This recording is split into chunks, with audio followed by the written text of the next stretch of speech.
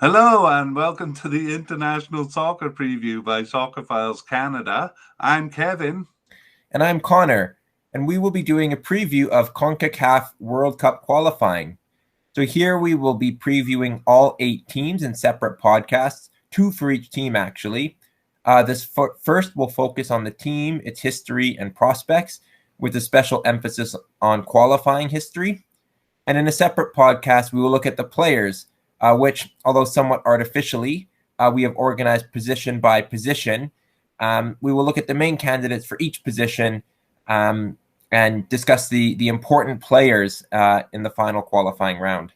That's right. And we're also considering an update podcast for this group around Christmas time. They play, I think, 8 or 9 games from September to November. So that'll take us to about halfway through the qualification. So keep your eye out for that one.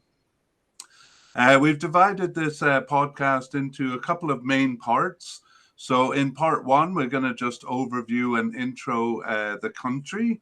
And in the second part, the longest part, we'll get into the history of the country's soccer team, with a special emphasis on their qualifying history in the World Cup. But we'll also kind of cover generally their World Cup history and their Regional Cup history. And then the last part will be a look at their prospects of reaching the World Cup here. So let's begin with part 1, kind of a look at the country. Over to Connor. Yeah. And we're starting first with Canada. In terms of size, Canada is the largest of the 8 teams competing in the Octagon or OCA. Its population of 38 million puts it third out of the 8 teams.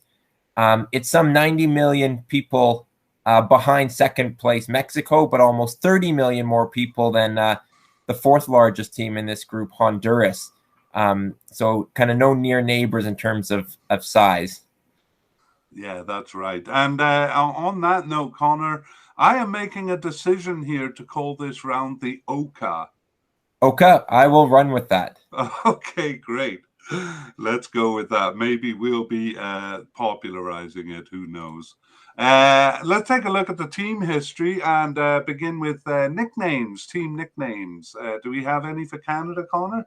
Yeah, there's a few used for Canada. The Canucks is the first one.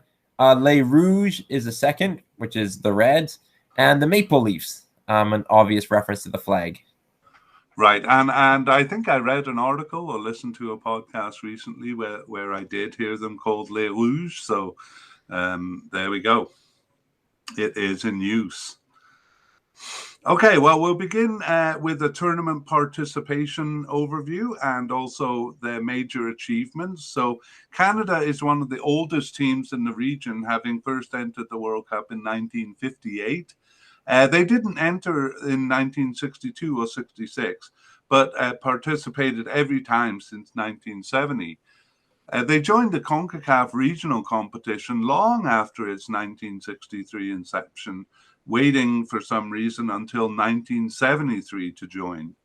They've participated consistently since then, though, and their only other involvement was as representatives of CONCACAF at the 2001 Confederations Cup, where they earned they earned their spot there by winning the Gold Cup in 2000, but they actually finished last in the group stage there. So not a proud history there, but we'll go back to the World Cup. No, their main achievements in the regional tournament were winning that competition in 1985 and in 2000. In 1985, it was called the CONCACAF Championship, and the title qualified them for participation in the 1986 World Cup. When they won it in 2000, it was known as the Gold Cup, and they are the only team outside of Mexico and USA to win the Gold Cup. And that win was what qualified them for the 2001 Confederation Cup, which we just glanced at. Let's go back to their World Cup history now and see how they have done in general. Yeah, their qualification for the 1986 World Cup was their only appearance in the competition finals. They lost all 3 games there to France, Hungary, and USSR. Actually, a very difficult group. And they didn't even score a goal, but the qualification was really their main feat. They came somewhat close in 1994 in the World Cup hosted by the United States by reaching a quarter intercontinental semifinal playoff. A bit of a tongue twister, but basically there were four teams in a playoff, and only one would reach the final and involve more than one confederation. Yeah. They lost to Australia and would have had to beat Argentina beyond that, so they were never really a serious threat. Still, though, it was a strong qualification run. Historically, they reached the final round of qualification about half the time, but in recent years, they've struggled to do so, having failed since 1998. That's right. So we'll take a look at their World Cup qualification in some detail here, since that's what we are in for Canada. So in the early years, they were often grouped with Mexico and the USA. And though Mexico dominated, the 3 ended up in a 3-way draw in 1978. And Canada actually finished on top in 1982. Those are not the final rounds, though. And often 2 of them advanced. Canada generally beat out the USA, finishing ahead of them in 1958 and 1974, as well as winning the playoff in 1978 when they had all tied at the top. Only in 1970 did the USA finish ahead. However, when Canada did reach the final round, other teams proved stronger. So they finished 4th of 6 in the final round in 1978 and 1982. 1986 was the year Canada reached the Cup, and they did so by Jamaica withdrawing in their first of 3 rounds, finishing ahead of Guatemala and Haiti in the second round, and finishing ahead of Honduras and Costa Rica in the third round. It should be noted that they benefited from Mexico not having to qualify because Mexico was hosting the World Cup that year. In 1992, that was a poor follow-up to their success. They were ousted by Guatemala in round 2 of 3, and so didn't reach the final round. However, 1994 was their second closest bid, which Connor just talked about. There they finished second in their final round group behind Mexico, but ahead of El Salvador and Honduras. And that qualified them for that 1/4 playoff round with Australia, which they lost on penalties, actually. But had they won, they would have faced Argentina, who went on to actually win the World Cup. So it was a good performance. But actually, it was very unlikely they would ever really reach the Cup. Just one note of interest, though. Canada's home game against Australia had been in Edmonton, right here where we're doing this broadcast from. And Connor, I don't know if you know, but it was the debut of the famous Australian goalkeeper, Mark Schwarzer. I did not know that, but he had a long and accomplished career in the Premier League. Right, that's a pretty familiar name, hey? Yeah, absolutely. Yeah. The next tournament in 1998 saw them reach the final round impressively, but then they were weak in the final round, finishing last of 6. 1998 would be the last time they reached the final round, I guess, until 2022 here. In 2002, they came 3rd in the semi-final round, and in 2006, they were last. In 2010, they earned only 2 draws in the semi-final round, so that was perhaps their darkest qualification.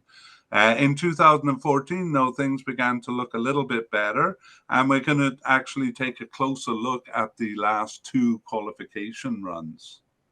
That's right.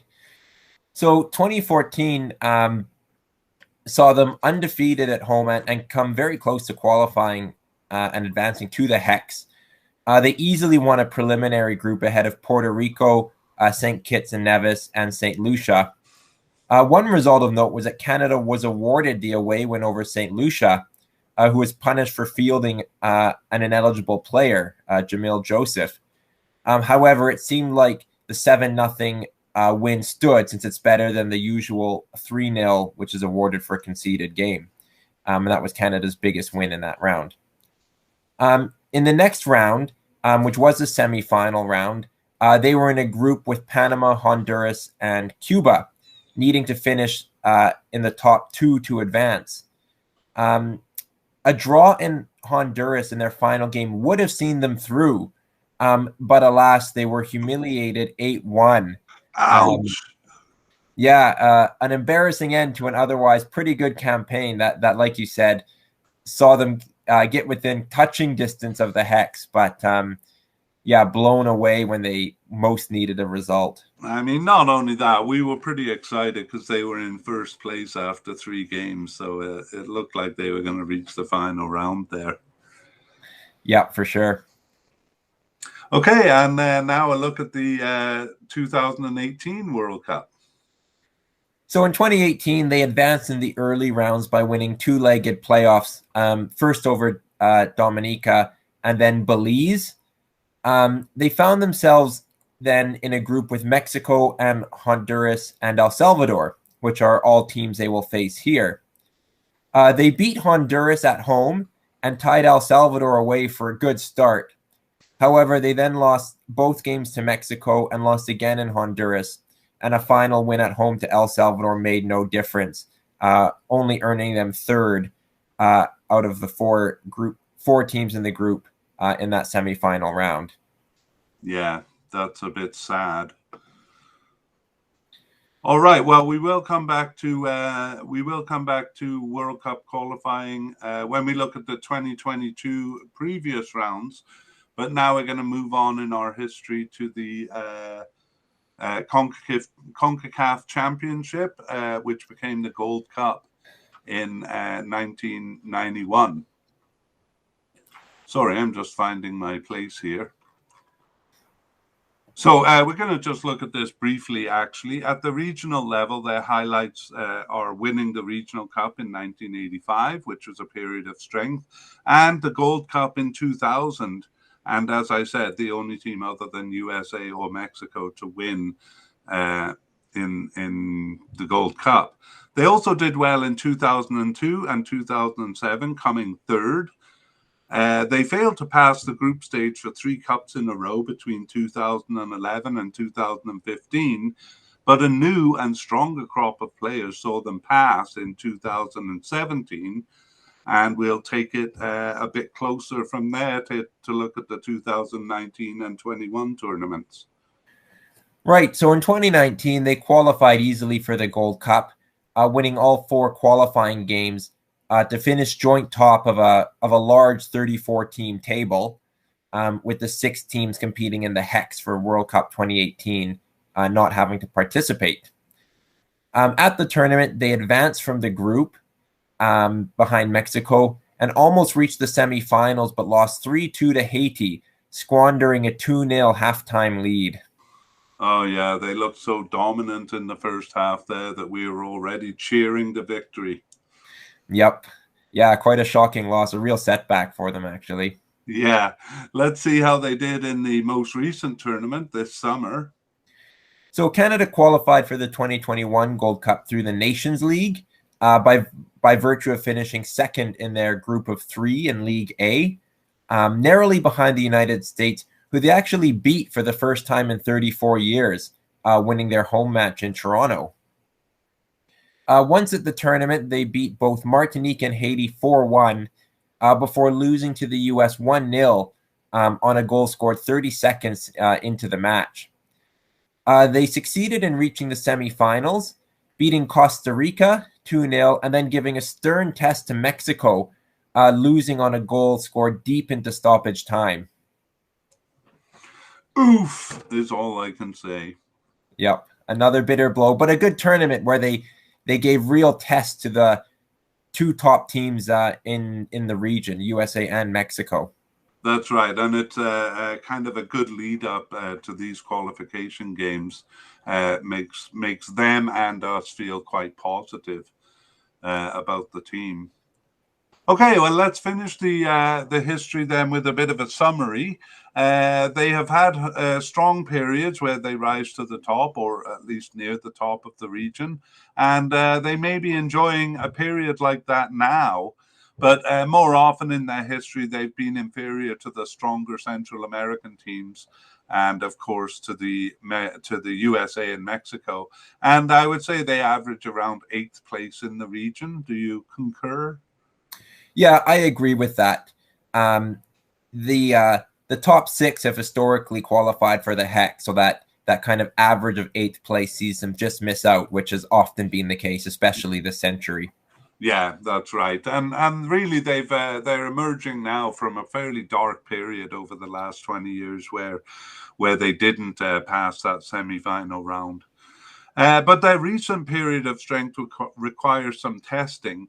They've certainly proven stronger than Haiti, but among the second-tier teams that prevented them from reaching the final rounds of the World Cup qualifying, they've really only faced Costa Rica, who they beat 2-0 in the 2021 Gold Cup tournament. Perhaps their psychological test will be with Honduras. That's a bit of a bogey team, and more generally their performance in the final round of the World Cup qualifying. I'm still not over that 8-1 loss, Connor. That was tough to take. I remember watching that game, watching the horror unfold. Despite a win over USA and a good performance against them and against Mexico, as Connor just described, they're not really at that level in their current good period. So we'll turn our attention now to the World Cup 2022 qualifying. Unlike some of the teams we'll be looking at, Canada has gone through some earlier rounds of qualification. And do you want to take us through that, Connor? Yeah, so Canada entered in round one, which was a five-team group stage. They won all 4 games, beating Bermuda, Cayman Islands, Aruba, and Suriname, scoring 27 goals and conceding just 1, so pretty dominant at that stage. The second round saw them have a playoff against Haiti, the team, of course, that beat them in the 2019 Gold Cup. Canada won 1-0 on the road and then 3-0 at home to make it a comfortable aggregate victory. So that qualified them for the OCA. This year they've changed from the HEX, from a group of 6 to a group of 8. So it'll be Canada's first time kind of competing in that round this century. And that will start beginning in September. All right, and here are the details of that round. The schedule is out, and one thing I've noticed on here, Canada, I don't know, Connor, I don't know if this is on purpose, but it seems like Canada plays a lot of its home games in the deep of winter. Yeah, I'm not sure, but you're right. They have a string of 3 home games in October and November, and then as well a game on January 30th. So could be quite frigid temperatures, which actually may work in Canada's advantage. Well, I was wondering if they did it for that reason, like if bringing teams like Honduras and Jamaica up, Panama and Costa Rica, Mexico, up to the cold may give Canada an advantage, even though it's uncomfortable for our players too. It may be more uncomfortable for them. Yeah, well, if they want a cold venue, they could certainly bring them up here to Edmonton. Yeah, that's right. Let's see how they handle playing in -20 or 30. It should be mentioned that when Canada qualified for the 1986 World Cup, they had a crucial home game against Honduras, which they moved to St. John's, Newfoundland. So not a typical venue, but they used the weather to their advantage there and kind of froze the Hondurans out and picked up a vital win. I think FIFA kind of frowns upon teams shifting venues purely to get a weather advantage, but I think it certainly was a strategy employed by Canada back in the 80s. But it's something they could potentially use to their advantage, because Edmonton would be a natural place to have games, though not usually in those temperatures. Yeah, I mean, Toronto is going to be cold enough around that time, and probably most of their games will be played in Toronto, but we're hoping that they will have a few games outside of Toronto, and Edmonton is one of the venues that they use. So I don't know whether I can sit through a game at minus 25 degrees, though. Well, lest other teams cry a foul, let's not forget that Canada often has to play games in 30-degree heat in summer in some of these Central American countries. And I believe, actually, when they lost 8-1 to Honduras put the game in the middle of the day to really capitalize on that afternoon sunshine. I remember the game being at an unusual time. So, if it's an advantage, as a biased fan, I would encourage Canada to use it. Yeah, another thing I've noticed is that they tend to play some of the weaker teams at the end, which could work in their favor. Do you have any observations on the schedule? No, it's I mean, they're going to have 14 games, and they'll all be tough, and they'll all be important. Canada has been a very, very strong home team in recent years, including beating the U.S. The challenge I see for them is picking up points on the road. I think that will be kind of the make or break it for them, especially against the teams that might rival them directly, such as Honduras and Costa Rica. Right. Well, 3 of their 4 last games are on the road, so that'll be a bit of a nail biter. Yeah. Okay, we're going to do a separate podcast on players, but we're going to kind of take a quick look at their players, maybe just to put some names in our heads. Do you want to take us through that, Connor? Yeah, we'll look at some of Canada's recent goal scorers, and there's a couple different names on the list. Kyle Larin, Lucas Cavallini, and Jonathan David are 3 strikers, all relatively young, and all kind of already climbing the all-time goal-scoring list for Canada. In fact, all 3 of them scored hat tricks at different stages of World Cup 2022 qualifying so far. So three dangerous threats up front. And of course, we have to mention Alfonso Davies, the Bayern Munich, usually plays fullback for them, usually plays in a more advanced position in Canada. He's got 4 goals in qualification so far, and is kind of one of their key players. He actually missed the Gold Cup, but will through injury, but will be a welcome return to the squad for the Oka. Yeah, Jonathan David there also missed the Gold Cup. He's been a scorer, 6 goals in 2019 Gold Cup, and then 4 goals in the 2022 qualifying. And then a couple of new names that have come into the scene and really kind of made a statement in the Gold Cup. Do you want to take us through those? Yes, Steven Eustachio, he's a kind of a defensive midfielder, but he chipped in with 3 goals in the 2021 Gold Cup. And then Tajon Buchanan, he's a young kind of winger or wingback who's really burst onto the scene. He had a fabulous tournament and scored a goal against Mexico in the semifinals. So unlike Canada teams of old, this is a team that has goal scorers in them. Right, and we tend to be focusing on the scorers there because we have the names, but any defenders or defensive players you would like to point out? I think Marc-Anthony Kaye, he's a defensive midfielder. He's a really important player for them. And then defensively, I think they've kind of settled on Steven Vittoria. He's a bit up there in age, but he's kind of being kind of the linchpin in the defense in recent years. So a key player for him and to keep him healthy. Yeah, and of course, Borjan, the goalkeeper, an important player. However, it does seem they are blessed with riches in the midfield and offense, but it seems like their defense is still a bit lacking. Yeah, they've been solid, but this will be a test against much better teams than some of the weak teams they've played in qualifying for both for the gold for the World Cup, pardon me, so far.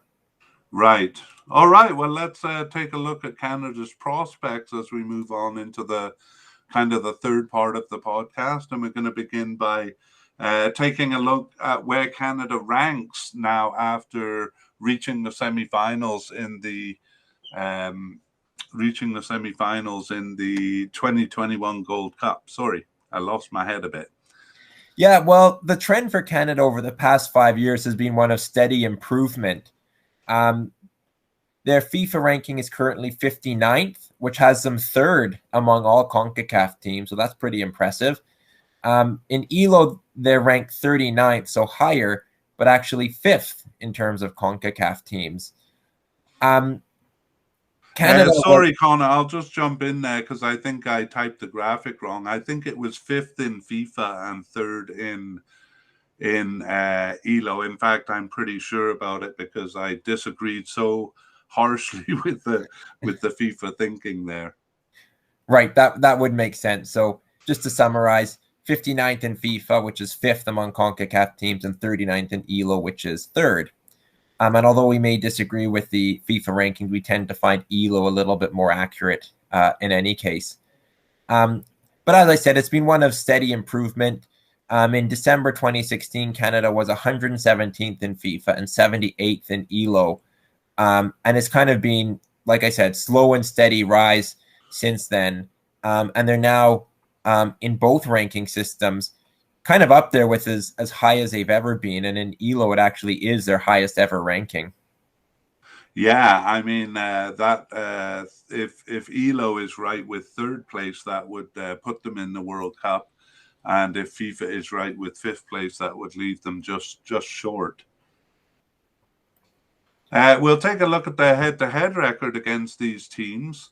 At the risk of spending too much time on this, we're just going to kind of look at some of the more recent games between them. So their recent win over Costa Rica in the Gold Cup has evened up their record with Costa Rica. Costa Rica had the edge for quite a while, but recently Canada has won and tied some games. So it is 4 wins, 7 draws, and 4 losses.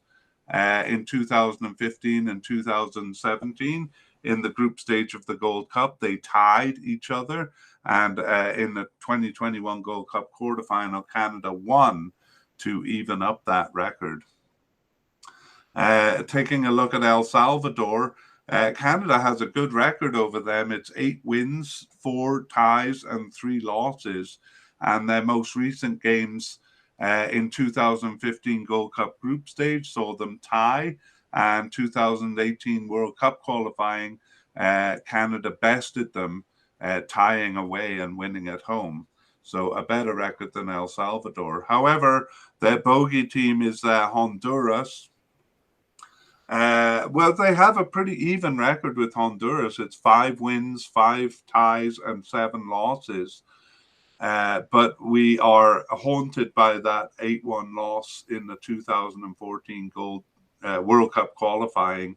And we also lost to them in 2018 World Cup qualifying, but we won the home leg there too. So usually exchanging evenly with Honduras. Yeah, some of Canada's wins against Honduras came in the 80s and earlier, but in recent years, Honduras, like you said, has been a bogey team, winning 5 of their last 8 meetings since the 2009 Gold Cup. That's right, and that's going to be the same with the USA too, where we do have a lot of wins against them, but they were so long ago it doesn't really matter that much. Jamaica, we've had a tough time with recently. We have a fairly even record with them: 3 wins, 3 draws, 4 losses. So Jamaica has a bit of an edge, but even more so in recent times because we lost to them in the 2015 Gold Cup group stage and in the 2017 Gold Cup quarterfinal. Mexico, quite understandably, we have a terrible record against Mexico. It is 2 wins, 7 draws, and 17 losses. And that's equally bad in recent times, where we lost to them twice in World Cup qualifying in 2018. We lost to them in the 2019 Gold Cup group stage, and then we lost to them on a very, very late goal in the semi-final of the recent 2021 Gold Cup. So we're not expecting great things there, although they are assailable, as we'll see when we look at some other teams' records against them. Versus Panama, Canada has the upper hand. It's 3 wins, 4 draws, and 1 loss. And most recently, they played in 2014 World Cup qualifying. So that was a win at home and a loss away. But Canada will be hoping to get the better of Panama. And then Canada versus the United States. This is the last one. Is, believe it or not, 7 wins, 4 ties, and 8 losses. So a fairly even record with the US. But as you pointed out, Con, a lot of those came in the last century. Recently, we had our first win over them in 35 years in the 2021 Gold Cup qualifying. But then we turned around and lost to them 4-1 away. And as you said, we lost to them on a goal in the first minute in the 2021 Gold Cup group stage. I think that was actually 20 seconds in, so even 10 seconds more painful than you said. And so that's where it stands with the US. But of course, we would certainly love to get a few points there. So we couldn't find any odds, any kind of betting odds to see what the bookies are saying for this, but we'll have to kind of go on our own thing. And I think the question with Canada, Connor, is do they have a chance of actually reaching the World Cup, which would mean finishing 3rd or 4th?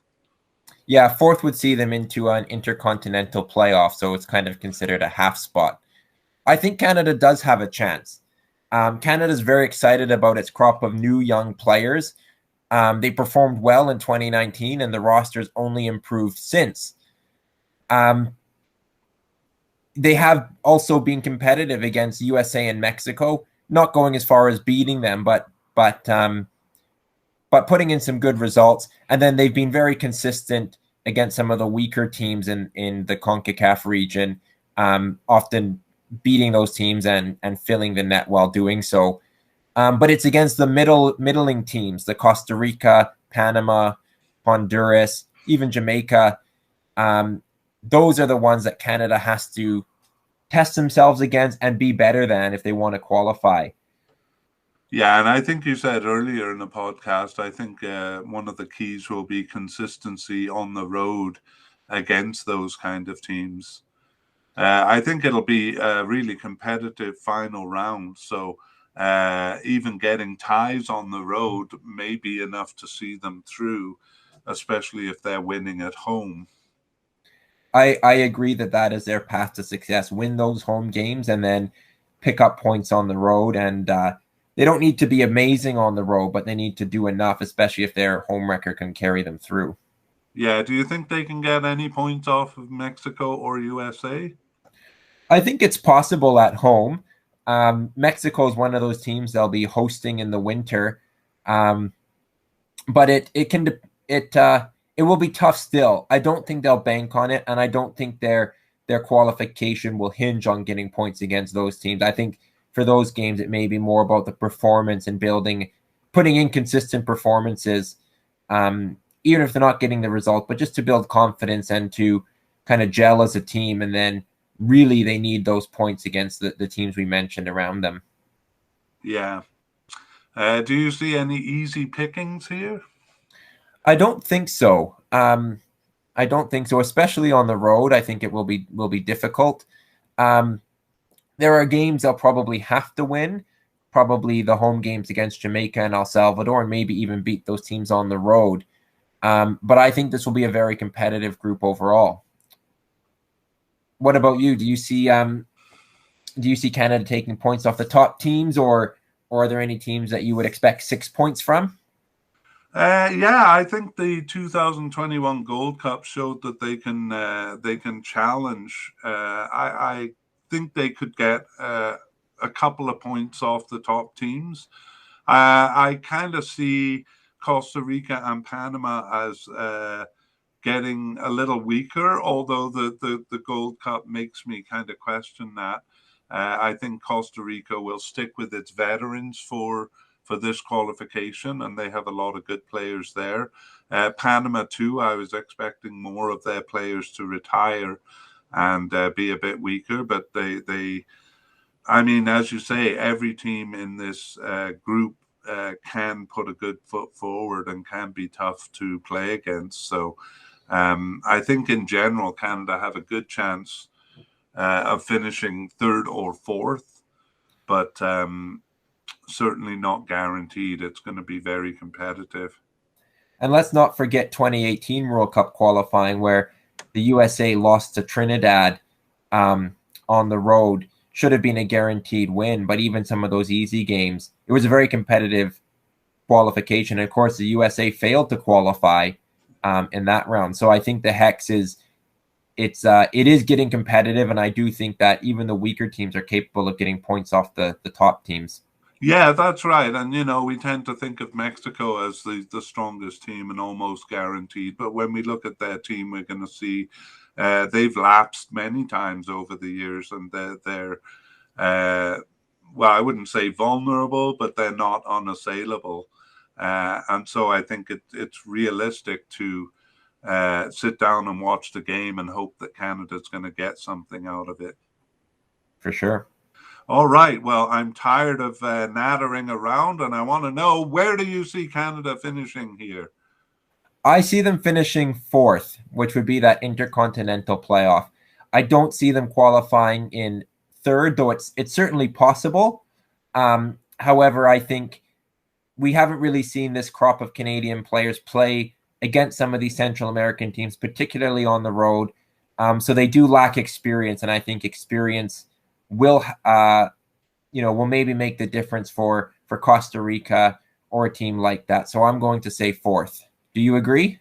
I kind of agree, but I'm going to be a bit more optimistic and say third. I think they can do it. A lot will depend on what goes on around them, but I think they're very motivated, and maybe the cold weather games will be a bit of an edge for us. We'll see about that. Okay, well, thanks for joining me for this podcast, Connor, and we will be back to look at another team. And don't forget, we're also doing an overview of the players also. All right, my pleasure as always. Thanks, Connor. Bye-bye.